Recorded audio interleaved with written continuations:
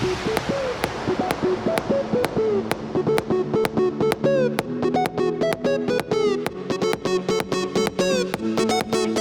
everybody. You're very welcome. Thank you so much indeed for joining us today for what promises to be a very interesting discussion. We've called this the state of the nation. Obviously, there's an awful lot going on around the world of AI, localization, and everything in between. And I'm delighted to be joined by some really experienced people in this area from XTM and from CSA Research here with me from Vistatech. But rather than me introduce Al and Alex, I'm going to let them maybe introduce themselves to our audience today who's joining us from around the world. Or if you're watching this back on replay, just give Al and Alex an opportunity maybe just to tell us a little bit about themselves. So maybe Alex, would you like to start?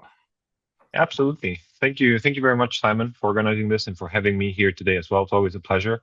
A couple of words about myself. I'll keep it short. I'm currently the Chief Operating Officer at XTM International. We're obviously a technology provider in the industry, offering a variety of solutions in our platform under the XTM roof. And I've been with the business for more than 8 years now, but I've been part of localization for almost 20 years now. So I've seen this whole wave of evolution over the years, and especially in the recent past, where, as we know, and we'll talk about more, there's been a bit of a shakeup in the industry in terms of how the future looks like, what today even looks like. So again, thank you very much for having me. Thank you very much, Alex. And Dr. Al Lamel, over to you, sir. Thank you. I'm Arl Lomel. I am the VP of Research for CSA Research. And like Alex, I've been in the industry for a while. If I had my beard today, I'd say I earned the gray in it. It's been almost 30 years since I first attended a localization conference. And I've been heavily involved with standardization and research over that time. Prior to joining CSA Research, I was at the German Research Center for Artificial Intelligence, where I headed up development of MQM, multidimensional quality metrics, that many of you have heard of. So been around for a while and done a lot of different things. Thank you very much indeed, Alex and Al. And I'm Simon Hodgkins. I'm the CMO here at Vistatech, Vistatech AI, and Vistatech Life Sciences. We're rapidly heading to celebrating 30 years in 2027. I've been around in localization for about half of those. So you're very welcome wherever you're joining us from, or if you're watching this back on replay. We certainly appreciate you taking the time to join us for what promises to be an interesting discussion. I'm going to kick it off with a couple of points, and then I'm going to hand over to Al, who's got some really interesting information to share with us before we get into the discussion a little bit further. We are all seeing AI accelerating. It's real. It's visible across every part of the industry. And we are seeing that companies, particularly under pressure, people are experiencing pressure to move faster, often, unfortunately, sometimes with fewer resources. We've got some key areas like workflows, staffing, buyer expectations. Everything seems to be changing quickly. Now, it always changes in business, but AI seems to be an added accelerant. And this discussion, just to frame it, we're not trying to create panic. We are trying to keep optimistic, and we are going to offer some insights that we think hopefully you'll find useful as takeaways. And my colleagues and I here today will focus on maybe some practical realities, not the hype that we all see and hear and the headlines that we all skim. And of course, we're going to be talking about humans and AI and how that operational model looks as we move forward. So let's get into it. We're going to start, maybe if you wouldn't mind, because I know we've got some really good information to kick off this discussion today. Thank you, Simon. So I'm going to start out with some industry research that we've done at CSA Research. This is based on our annual surveys of LSPs, as well as regular ongoing surveys we do with the CEOs of LSPs. And I'm not going to sugarcoat it. Some of this will look a little negative, but I'm fundamentally optimistic. And I hope by the end of my talk here, it will be clear why I'm optimistic despite what's going on. We are seeing a lot of short-term turmoil in the industry. And I think it's important to understand what's going on because it suggests ways that we can see improvement. Now, when we look at the industry sizing over time, I know there are other analyses out there that have different numbers, but I'm looking at the data, and these are what the data tell me. Is since 2019, we saw a drop in 2020. At the time, we blamed that on COVID. I think that actually was just one contributing factor among many. There was a rebound in 2021, but when we look overall, the trend in terms of industry growth since 2019 has essentially been flat. And so we were calling for a relatively modest forecast going forward. I can say right now, it actually looks like that's going to be pretty accurate for 2025 when we have the final numbers. Now, this looks okay, but what happens yeah, if we switch this to adjusting for inflation, we get a very different view. And this is where things start to look a little more negative. The industry is down considerably. Yeah, it was down 1.12% from 2023 to 2024. But overall, it's down about 17% from its peak in 2019. Now, how will that look when we have final numbers for 2025? It looks like things are kind of stabilizing, so that's good, but that doesn't mean everyone is having a great time. So, what happened during this time? It was easy in 2020 to blame it on COVID, but since then we've had the effects of AI, we've had shifts in customer expectation, we've had greater development of automation, we've had trends that were moving already in the direction of using MT that have since embraced LLMs that have continued. So there's been a perfect storm of factors that have really kind of clobbered the overall industry. And I'm going to get back with some more nuance to where that's been happening in a few minutes. But let's look at some very preliminary numbers that we see um, looks, from analyzing our survey data for this year. Right now, it looks like 43% of LSPs reported growth from, that should say 2024 to 2025. Sorry, I made a mistake there. But after we adjust for inflation, this number falls to 35%. And that means roughly two-thirds of LSPs are still struggling to sustain growth. We'll come back to why that may be and where we're seeing success versus people struggling. But it's important to know that it isn't all sunshine and butterflies, and people are still struggling. And if we look at it, 69% are still below their 2023 revenue levels. Okay, now that sounds pretty bleak, I'll admit. Simon, you said you wanted some truth bombs. Hopefully, this isn't too much of a truth bomb. But I don't think this will surprise anyone. Anyone working in the industry is seeing this daily reality. They know that times are still tough.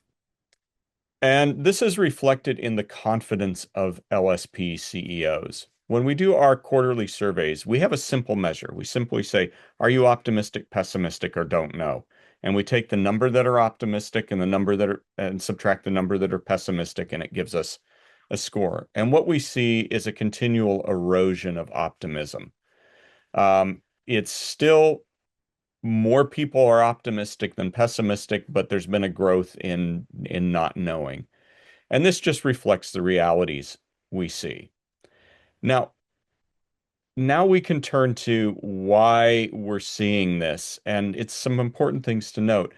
What's happened is that the translation business that was the core of the sector for many, many years is where we've seen erosion. So this is the blue line represents demand for human translation without AI or MT involved. And we see that after COVID, there was a rebound in growth of this. Any number above zero indicates net growth. Any number below zero indicates net loss. And that starting in 2023, it switched to a decline. At the same time, demand for editing MT continued to grow and has remained growing quite quickly. So we can see that there was this shift in the market. Now, at the same time, demand for interpreting, obviously during COVID, in-person interpreting fell off. But since that recovery, we've seen steady growth in demand for interpreting.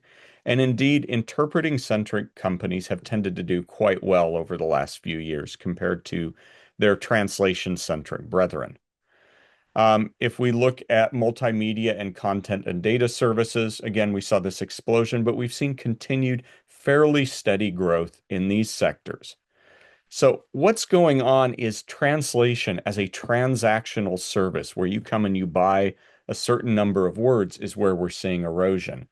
And when we look at the breakdown by revenue, and here I'm using 2019 to 2024, which is when we had the last reliable data, we see that the revenue from translation and localization has basically cut in half, even as interpreting, multimedia, language tech, and then what we call value add, which is kind of a grab bag of everything else, has gone up.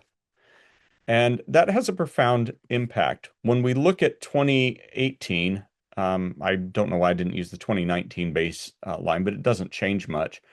Basically 80% of industry revenue came from translation, and you see the mix of other things here. But by 2024, it had fallen to less than half. So we're seeing a massive realignment of what the demand is for. And it makes sense. If you think about it, nobody ever wakes up in the morning and says, man, I got to buy me some translation. Now, they may buy it because they need it, but they're not buying it because they want it. What they're really buying is better user experience, better connection with their audiences, better regulatory compliance, and so forth. And so they're shifting to AI because it offers seemingly a more cost-effective way to get there. Now, we can talk about risk and other things, and I think that will come up in the later discussion, why some of this shift may at times be misguided. But nonetheless, it's real. And that transactional model that drove industry growth for the better part of 30 years has now eroded. Now, also, I want to point out that this has created a lot of anxiety for translators. Um, we did a survey of almost 1,300 freelance translators last year, and they're pessimistic. You can see the number that are pessimistic is considerably larger than the ones that are optimistic, and almost two-thirds of them would no longer recommend the profession. Now, again, that sounds negative, but I think there is real reason for optimism, even for freelance translators who are willing to embrace change and see a new role for themselves. And why do we say that? Well, here's where I'm going to move from what looks negative to what I think is profoundly positive for the industry and its futures. There is huge, absolutely staggering latent demand for global content that was not produced before because it was too expensive, too slow, too difficult to access, or where people didn't realize the demand for it. And so this change in pricing model is going to enable profound growth, but this takes time. It's not instantaneous that you see a change in pricing model and immediately consumption adjusts. It takes years, potentially decades to work its way through. But why are we optimistic? Well, what you see on screen is a representation of all the data that's generated every day. I'm using 2022 data from IDC. More recent data would be certainly higher, but it doesn't change the fundamental equation. This was a certain number of exabytes, 33.65 exabytes. And if you're like me, that means absolutely nothing. It's just some big number. But we'll bring it back to reality in a moment. Of that, about one third is something that could be translated, that might be relevant for humans to read in some form. And I'm actually showing on screen what percentage of that is translated. And if you say, well, I can't see it, I'll say it is down there in the corner. And you might say, okay, where is it? So let's zoom in a bit. Okay, we're zooming in on that one square. Can you see it now? If you get out your magnifying glass and peer at pixels, you might. So let's zoom in a little bit more. And that's the amount that's actually translated every day. The purple represents an estimate of machine translation, or now LLM translation. The orange represents the capacity of human translators. Simply put, humans by themselves cannot translate anything but a small percentage of what's out there that might want to be translated. And you may say, yeah, but most of that, who cares? let's say it's 1/10,000th of that should be translated. It would still be a minuscule speck of what's being translated. Putting it another way, if we took a stack of copies of War and Peace, I picked that because it's a famously thick book, and we stacked what humans translate every day, it's actually pretty impressive. It would be a stack about 121 meters tall. That's roughly a 35 to 40 story building. That's pretty impressive for those of you who are doing human translation. Now, if we toss in the bit that's from free online MT, we get a bigger stack that's something like 12 kilometers tall. For those of you in the US who don't speak metric, it's about 7.5 miles tall. But how big would that stack be that could be translated? When I first ran these numbers, I thought, oh, it will be something like to the moon and back. It's far, far bigger. When we run the numbers, it is 4.3 billion kilometers tall. That's roughly 224 light minutes or 14 round trip journeys from the sun to the earth, or from the earth to the sun. And that is simply beyond human comprehension. And let's say, okay, well, it's only 1/10,000th of that is something we want to translate. That would still make something that is 430,000 kilometers tall. And this is why AI really isn't optional anymore. There is a thirst for content, there is a need for it, and those that can embrace and find ways to enable this are going to find plenty of room to grow because we aren't running out of content anytime soon. Now, another way to think about this in the language sector is that we are in the midst of what's called a K-shaped economic phase. That's where some companies manage to grow profoundly, and the data shows this. Some have had tremendous growth, others have seen substantial decline. And those that continue to focus just on transactional services, the way they've done things for years, are going to struggle. But there is plenty of room for growth for those that can deliver global content solutions that focus on the real value, that aren't saying, oh, you got to buy some translation. They're saying, we are going to enable you to connect. We are going to enable you to sell. We are going to enable you to comply. And these are the solutions that use AI, bring governance in, and crucially, involve humans where they need to be. It isn't human in the loop, it's human at the core. It's augmenting the capability of humans and leaving them where they need to be to make crucial decisions and to utilize the vast resources that are there. Now, on the enterprise side, we've seen teams that have been fired, but we've seen others that have done tremendously well because they've embraced AI, they've embraced enabling new things for their companies. So this applies whether you're on the OSP side or the enterprise side. Now, the real question for you is which side of the K-shaped economy are you going to be on? And you get to make those choices. I like to tell people this isn't the end of the industry. I think we're in a pioneering phase, as exciting as it was in the 90s when people were figuring out how this stuff works. Those of you who are in this will be defining the way people will do this for decades to come. That's why I'm fundamentally optimistic. And just as the last thing before bringing it back to the discussion, I have a couple of trends I wanted to highlight, things to think about that we're seeing in our research. First one is that the industry needs to shift from thinking it's about translation to thinking it's about transformation, with translation being one of them. It's about enabling all the operations needed to take content here in one market, one platform, to there on another market, another platform. That could be translation, it could be personalization, it could be changing it for regulatory compliance. But companies that can take responsibility for this stand to thrive. Second, LSPs and enterprise teams alike need to focus on managing risk and delivering value. It's not enough to say, I've saved you half a cent per word. You have to focus on what are you enabling and how are you managing and controlling risk. The quality discussion has gone away from absolutes to focus really on risk and how do you manage that. Third, simplification is the order of the day.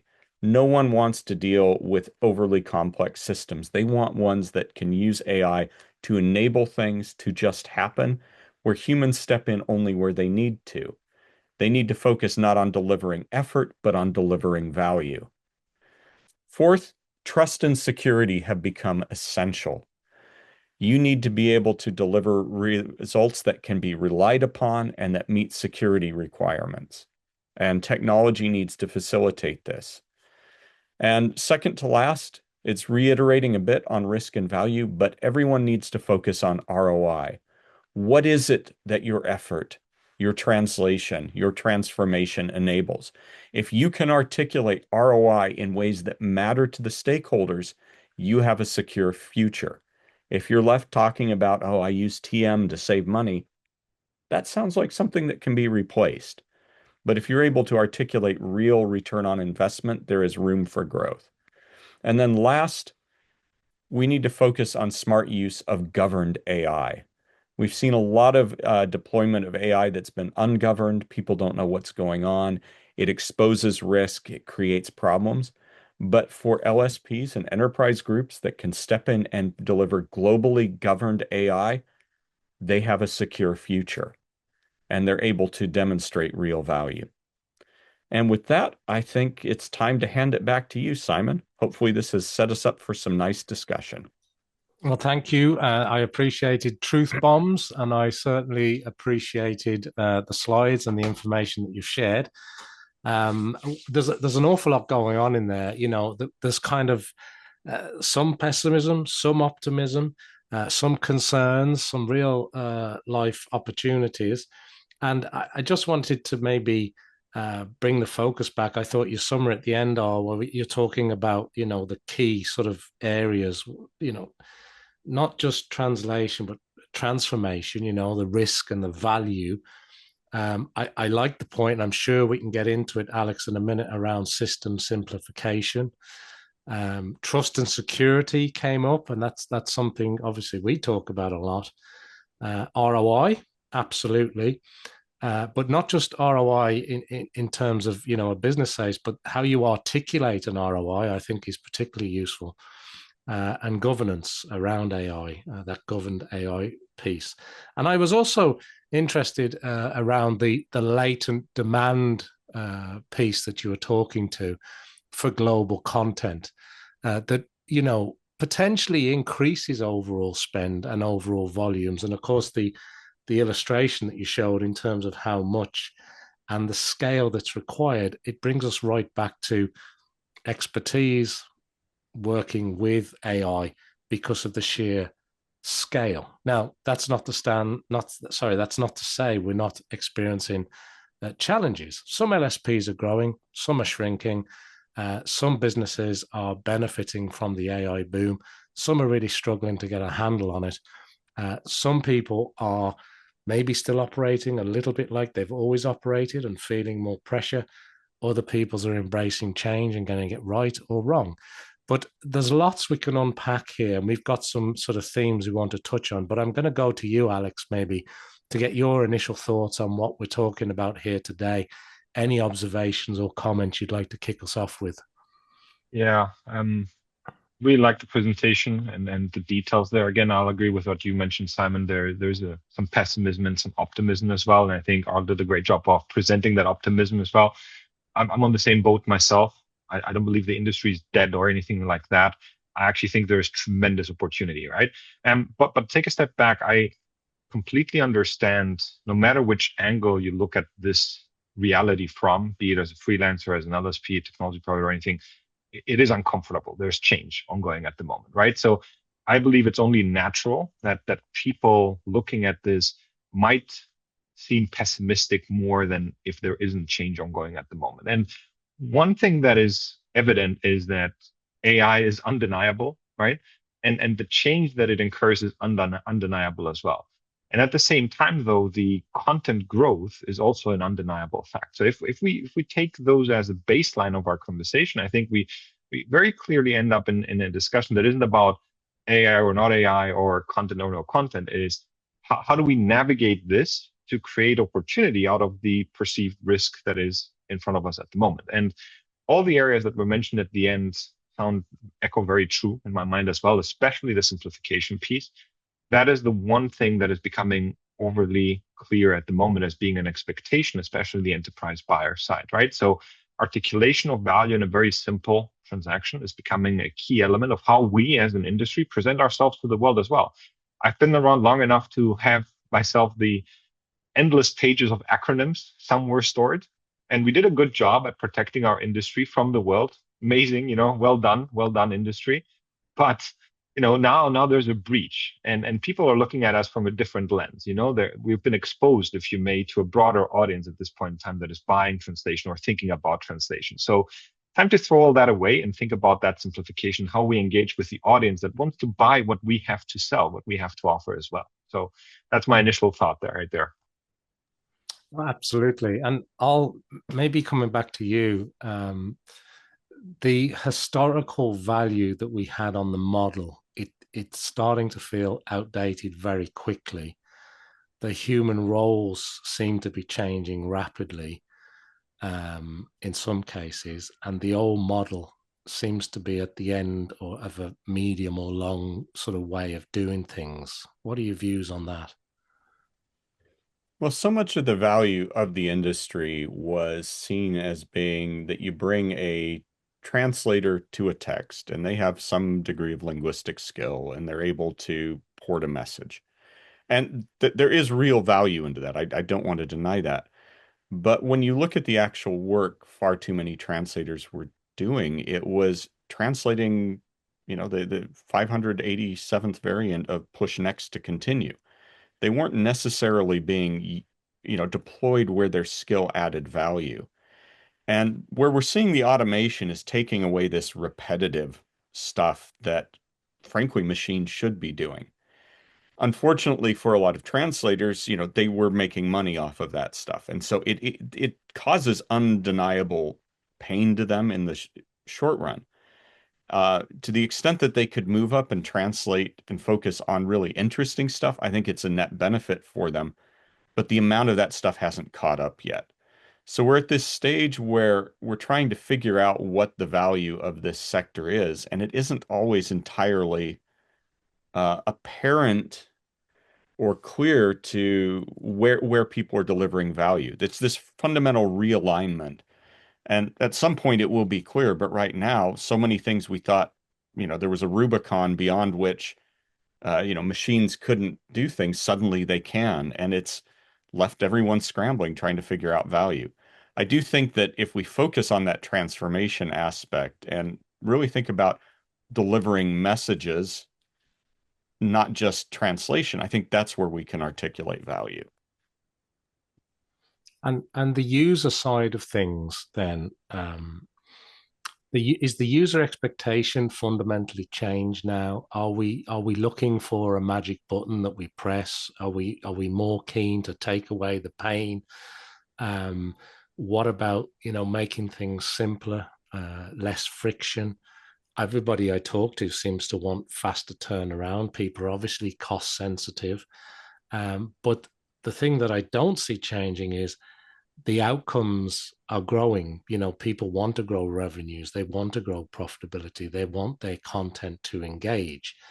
And there's new tools now that are available to us. How does that look in your world?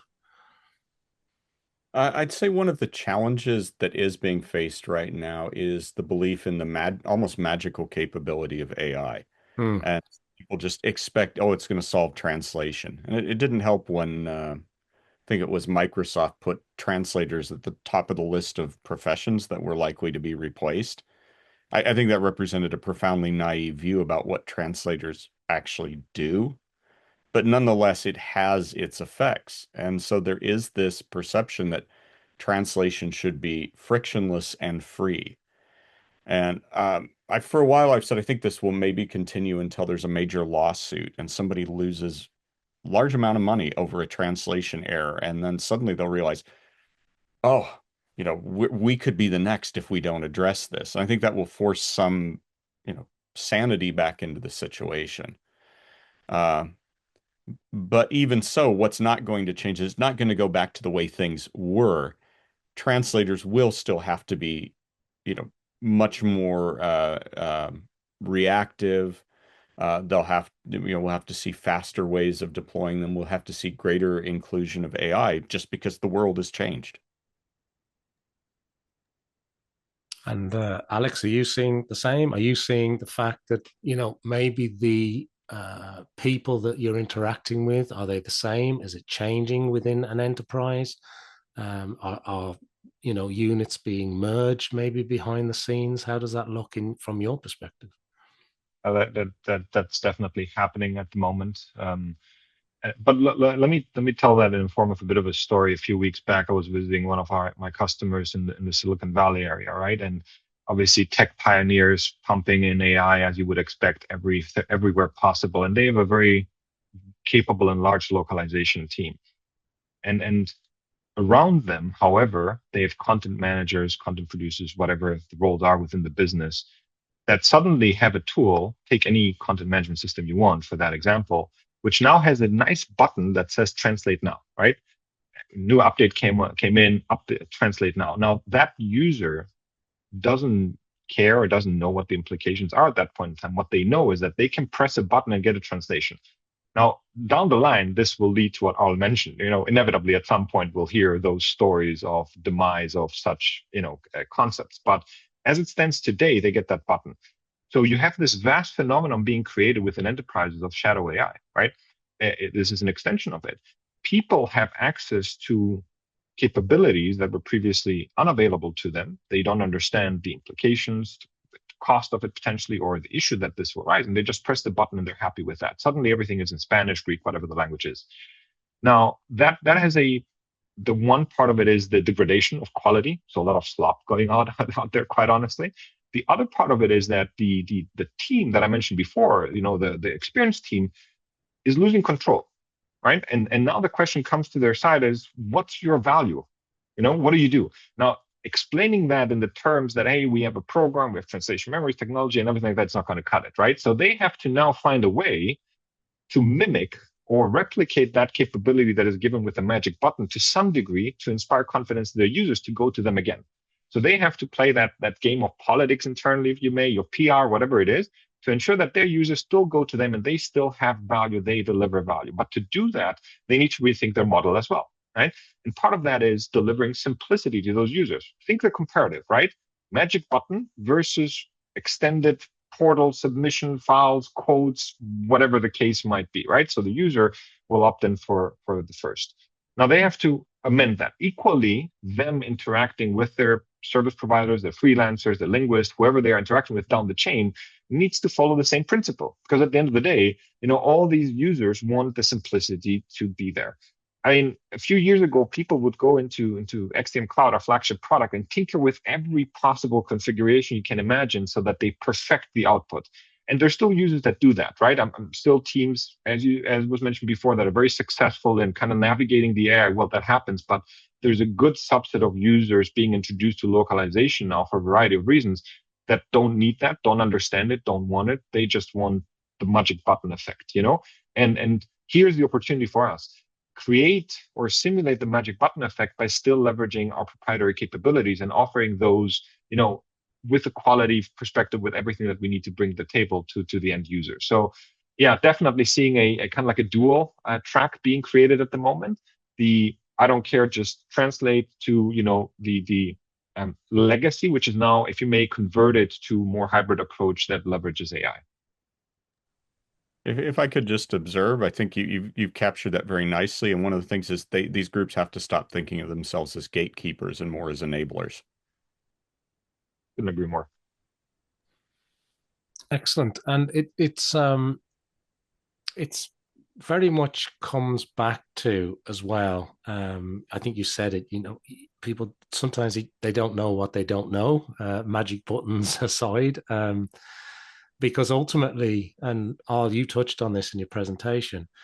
At some point, you're going to have to talk about trust and security, and at some point, you're going to have to talk about governance, and at some point, you're going to have to talk about regulations. Now, whether that's life sciences content where you have to have human experts in there in a lot of cases, whether it's financial, insurance, banking, there's lots of yes, but oh yes, of course you can have a magic button, but you also need to do X, Y, and Z.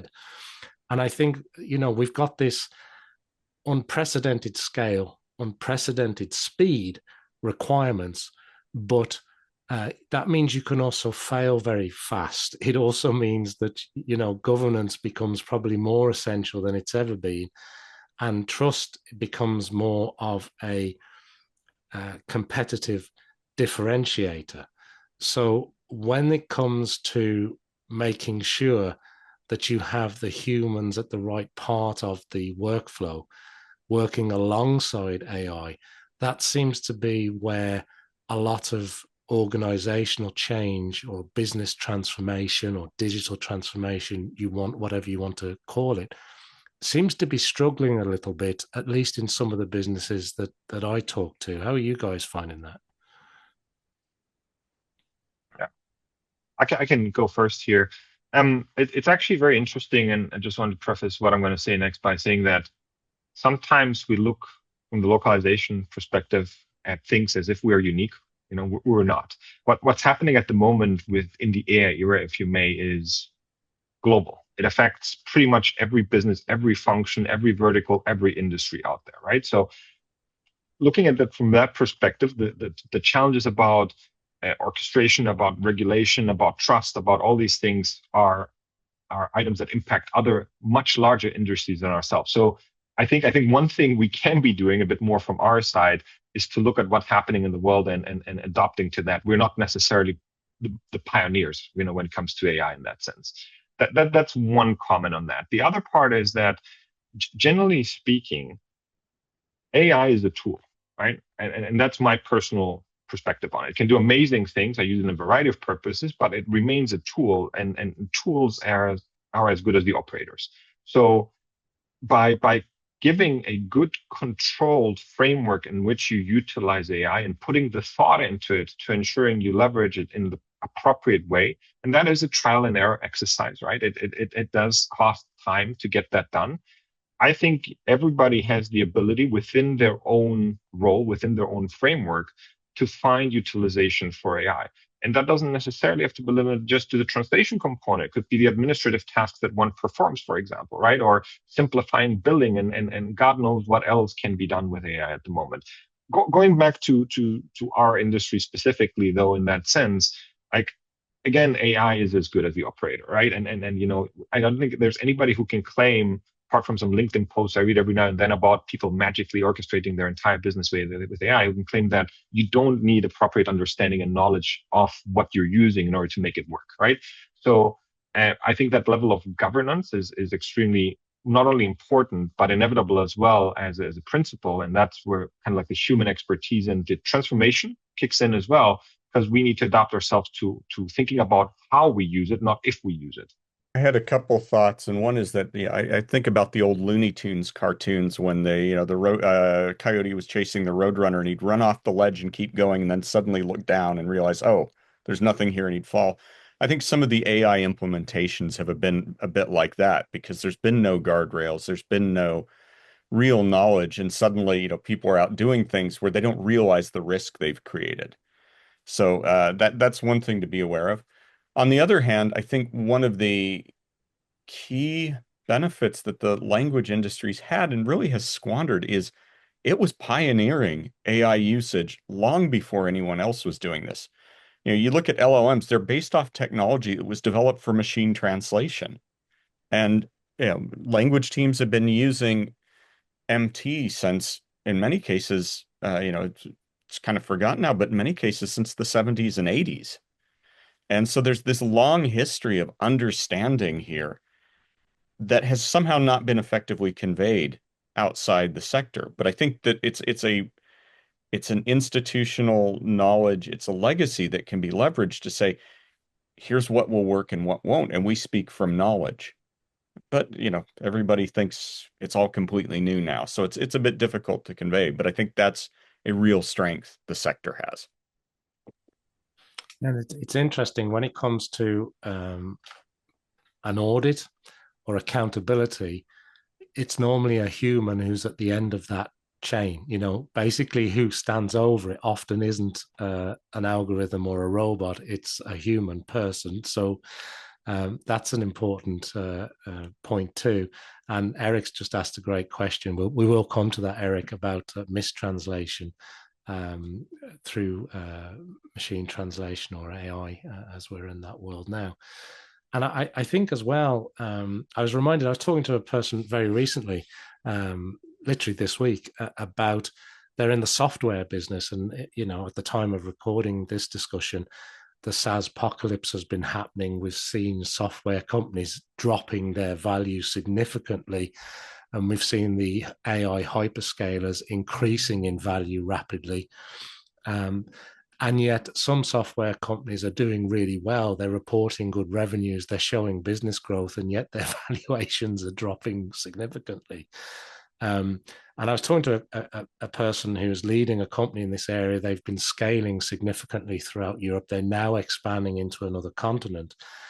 And as well as their sort of core head office, which has about 300-400 people in it, they've also got 70 agentic agents working alongside 300-400 core people at their global headquarters. And they're actually hiring more people now than they've ever hired. I know that's not the same everywhere, but they are finding that it's giving them tremendous business advantage in the marketplace. And I think that's an important sort of factor. I know not every business is there yet, and I know some people are struggling.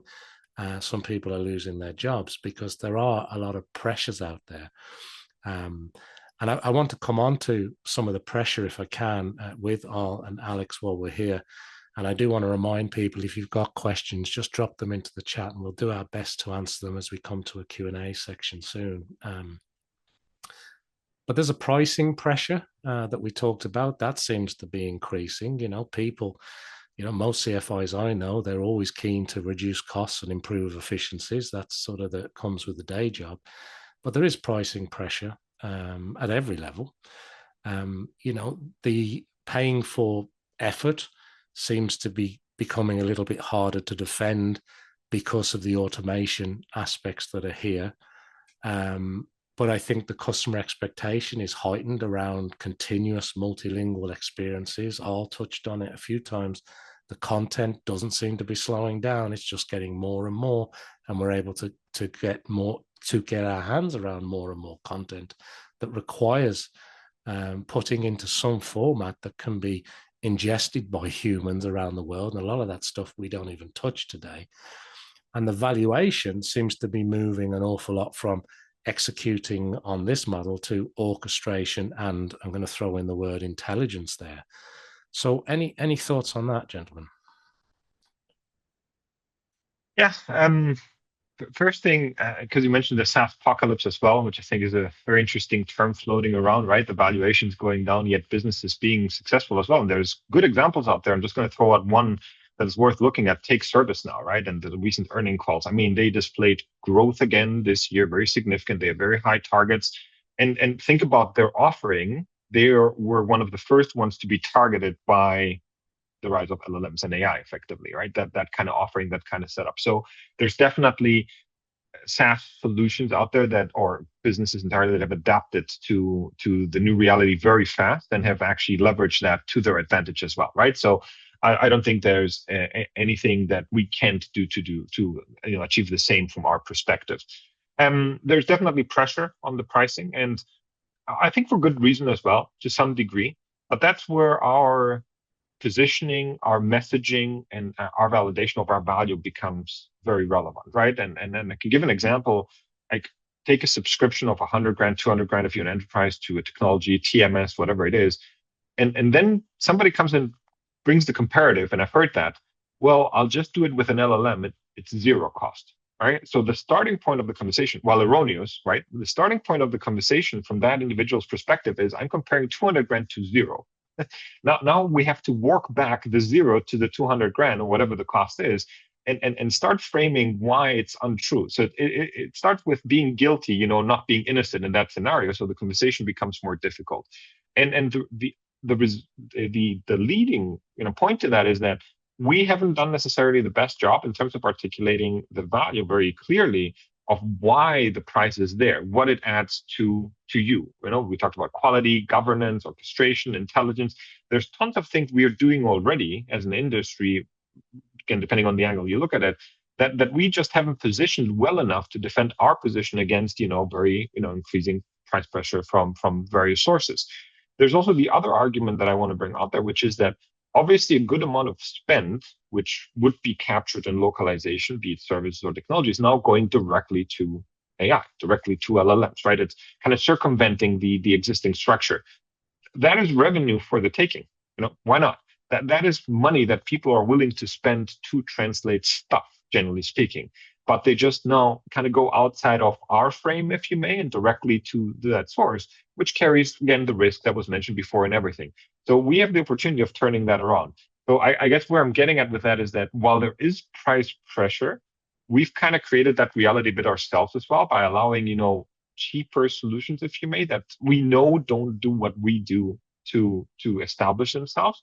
But I think we have an opportunity to kind of turn this around and tell our story a bit better as well, right? So the price pressure will continue. I don't think that's going to change, by the way, right? Just to conclude on that as well.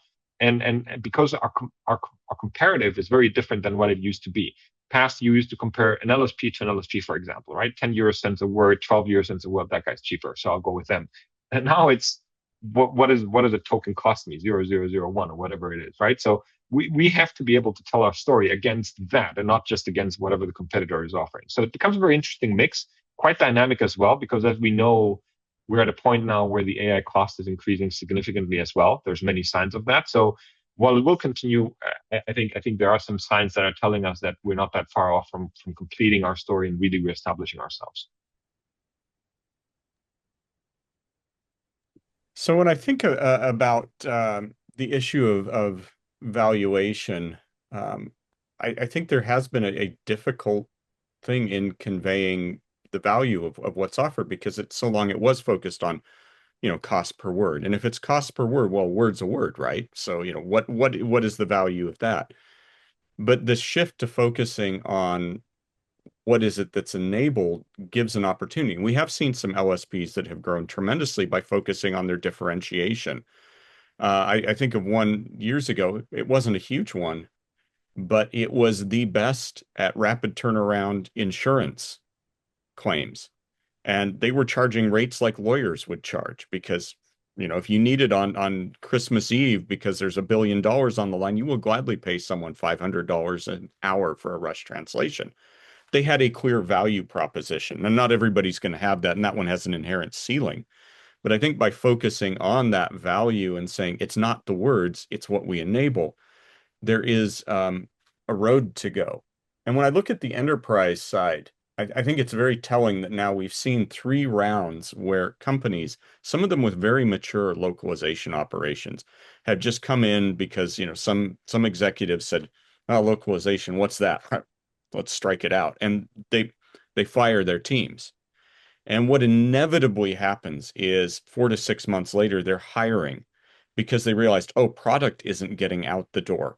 They were doing more than translation, but now you've lost all that institutional knowledge of how the product got out of the door. And so they're starting to rebuild from the ground up, making the same mistakes that they'd learned not to make. And so it's incumbent on these teams to really start conveying their value up the food chain and say, this is what we're enabling. And if you fire us, you're not just losing translation, you're losing governance, you're losing process control, you're losing the connections we need. It's tough right now, but they've got to make that step. Great points. Thank you. And I'm going to squeeze one more quick topic in here, because I do want to get to some of the great questions that we're getting here from people joining us live. And I want to talk a little bit about ecosystems and a little bit about interoperability and also partnerships, because, we're here together today. We've got CSA Research, we've got XDM, and we've got Vistatech AI.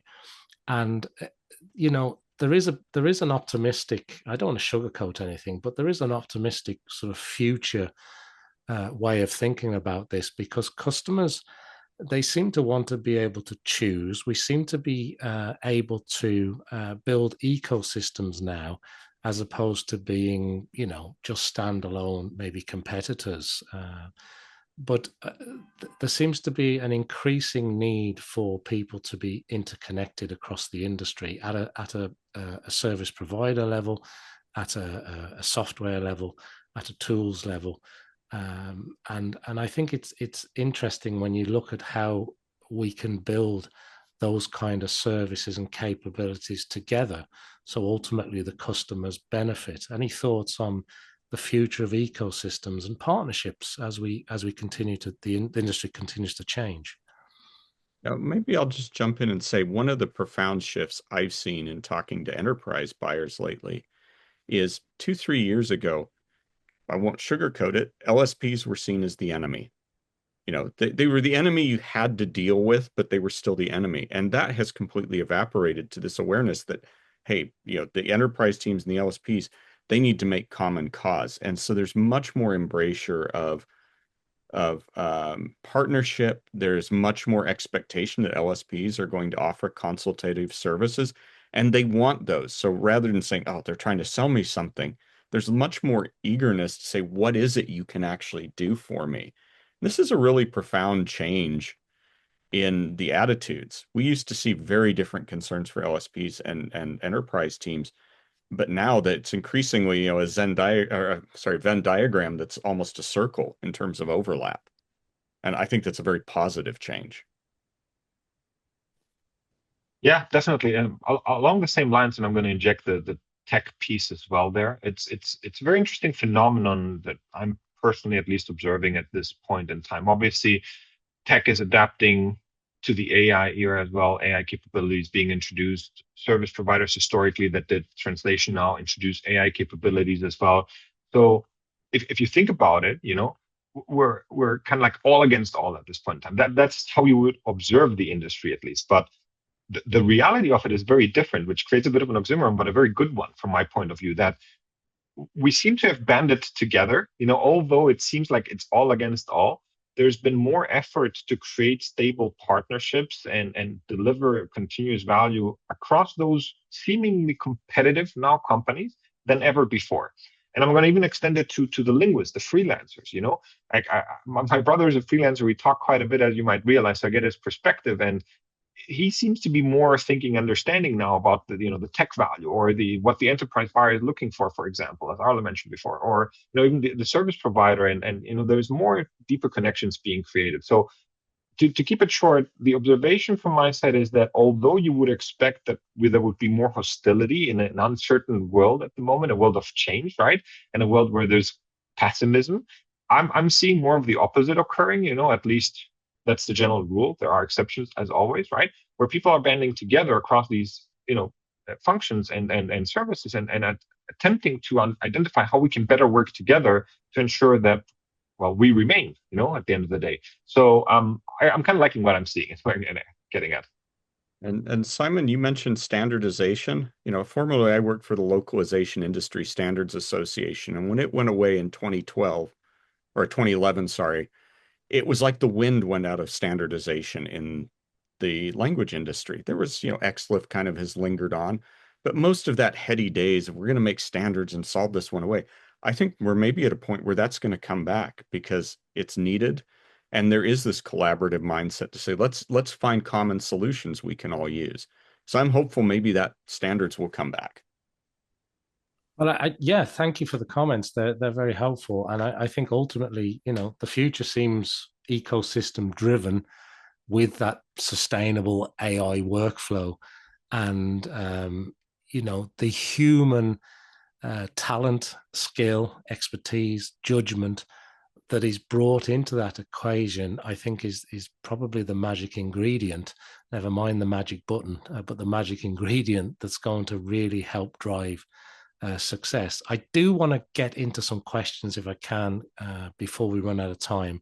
Just a quick observation from Justin in the chat. He says the same notion of the latent demand, I think, and high content volume forecast was a topic 12 years ago when NMT started coming on strong, and it proved true. This era seems like essentially the next such similar wave. I think that's touching on something you kicked us off with, Al. Well, I want to quote my colleague Don DePalma, who I always likes to say, "This ain't our first rodeo." We've been here before. 100%. Yeah, very good. Eric's got a great point. I referenced it earlier. Major lawsuits over mistranslation have surfaced in many of the regulated sectors, but the stakeholders understandably tend to bury the stories, and that's not uncommon. He's curious about the panel's thoughts on where this sort of scale that exists in the system, it's relatively easy to automate, in brackets, roughly. But given the fundamental faithfulness to the source, when adding intent, legacy tools and processes, transaction friction, and disconnects between standards, again, broadly defined, Eric comments, and a changing market as inverted commas translation becomes more automated and margins compressed, the pain shifts where? Now this is an interesting Yeah. point. There's a concept, I haven't found a term for it, but I call something induced waste, where you solve something somewhere, but it just displaces that problem to somewhere else. And so, we see translation speeding up, but then it causes problems for somebody else who's now dealing with substandard AI slop or whatever. Real problem right now. So we'd expect to see, like maybe some of the support costs going up or other areas if the translation becomes more automated and there's less care. So I I think we're figuring this out now, but I think that's a very real phenomenon. Thank Yeah, you. if I can add a quick comment on that, because it is indeed a very, very good point. Um, I'm going to, go to the first part that was mentioned. Stakeholders understand that we tend to bury the story, but I think it's also possible for them to bury the story. Economically, it might be, viable to bury the story at this point in time, which raises an interesting point around, like kind of like along the lines of what Al mentioned before, like support cost will increase, maybe lawsuit cost will increase, but if it's still cheaper to do than to translate fully and go ahead with what you would probably call good enough, at this point in time, then there's still, from a pure financial perspective, a good reason to go that way. And I think that's where we go back to whatever we discussed before about being able to kind of prove the value of what we're doing and the ROI potentially as well, because down the line, there might be other areas where the cost shifts to, which are not visible necessarily at this point in time. So if we put our heads together, we might be able to figure that out and say, no, if you do that, that sounds great. You go to the zero cost baseline, but in 3 to 5 years' time, this is what's going to happen, as much as we're able to project, right? So just thinking out loud here for a second, but it's a very, very valid point that has been raised there. No, excellent. Just a comment come in here on the Q&A about um, companies jumping on the AI bandwagon without having governance or guidelines for using it properly. Sorry, do you think that companies are still jumping on this AI bandwagon without having this stuff in place? They're the ones that have run off the cliff and don't realize it yet. Yeah, that's the coyote. Yeah, very good. And interoperability. I think just somebody questioning that a bit in terms of what's it look like in practice, when there are different tools and different partners involved.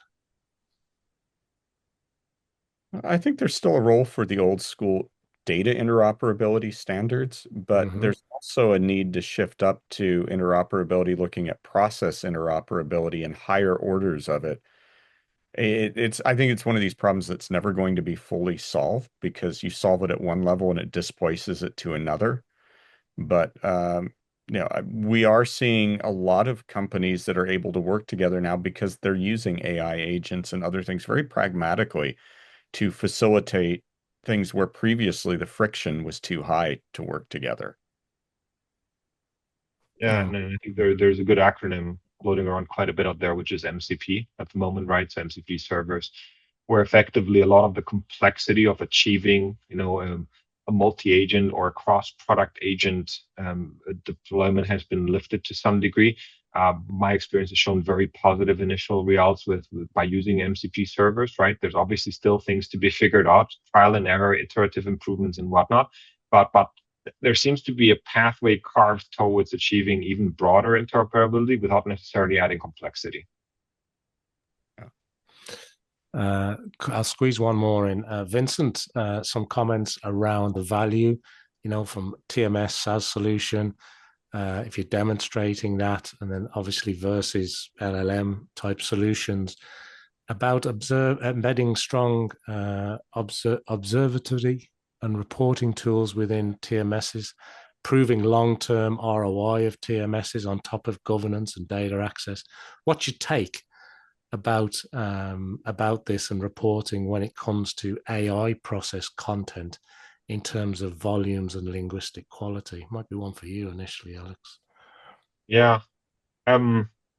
I would not buy a tool at this point in time, be it for translation or anything else, that doesn't give me clear telemetry in terms of usage, consumption, output, and potentially value calculations as well, right? So I think especially right now where, and mind you, this is an important change, I guess, that's occurring at the moment. We didn't talk about it too much, but we go more from subscription to pay as you go. That's how the world is progressing at the moment, right? So you start with a zero cost baseline, but then costs can grow quite significantly over time. And because that creates unknowns in a span of a year, the cost could be X, Y, Omega, whatever it ends up being, as opposed to a fixed subscription for a year, which had a defined cost, right? The only way I would feel comfortable as a translation buyer, localization buyer, or any kind of buyer would be if I have control and have visibility and clear reporting in the system that I'm using to tell me daily how I am progressing against my target, against my usage, against my value definition, ROI, whatever it is. So I think the reporting piece is integral to the AI offering at the moment. Without it, I don't see that moving forward in any way. And maybe I'd just add, I think with that, the systems really need to evolve to collect more pervasive metadata around all sorts of things, so you can start doing slicing and dicing and really understanding what's going on. We could spend a whole hour on just the metadata aspect, so I'll leave it there. That's definitely a follow-up session there, all for sure. But listen, thank you, and thank you to everybody who's put some questions to us here today. Hopefully, you've taken away some value from this. Before we wrap up, real quick, I'm going to get some final thoughts from Alex and Al. Yeah, it's not doom and gloom in any possible way. As we know from humanity, wherever there's crisis, there's opportunity as well. That's kind of how it goes, right? So I think there is tremendous energy that people have spent in this industry building the current structure that we use as status quo, which is now being challenged. And I'm confident that these same brains or new brains joining us will figure out a way that we persevere for the future as well, right? So I'll started with that. I seconded that at that point in time. I'll second it again. There is optimism here that not only will we recover, if you may, but also extend our footprint out there. The need for translation has not vanished in any possible way. If anything, it's increasing. So I think it's within our remit to ensure that we are the ones getting that piece of the pie. Yeah, I entirely agree. And I just say that when we look at what people have done for the last 10 years, I think in 10 years from now, it's going to be almost unrecognizable. The people will still be here, but they're going to be doing things of vastly higher value with greater efficiency and with actually greater control and greater human input where it's needed and less human input where it's really not needed. So they're going to be focusing on higher value things that respect their skills as experts and as people with profound education and understanding. And to me, that's a net positive, but it's going to take a while. Well, thank you so much indeed. I couldn't agree more. I think, we're moving rapidly in the future to a world where AI and human expertise helps us operate at a scale that we couldn't achieve before. So thank you so much indeed to Al at CSA Research and Alex from XTM for joining me here, Simon at VistaTech. It's been a pleasure to join you today for this discussion. Thank you again to our audience for the great questions. And if you're catching this on rewatch, we appreciate your time and effort for spending some time with us on these important topics. But thank you, everybody, for joining us.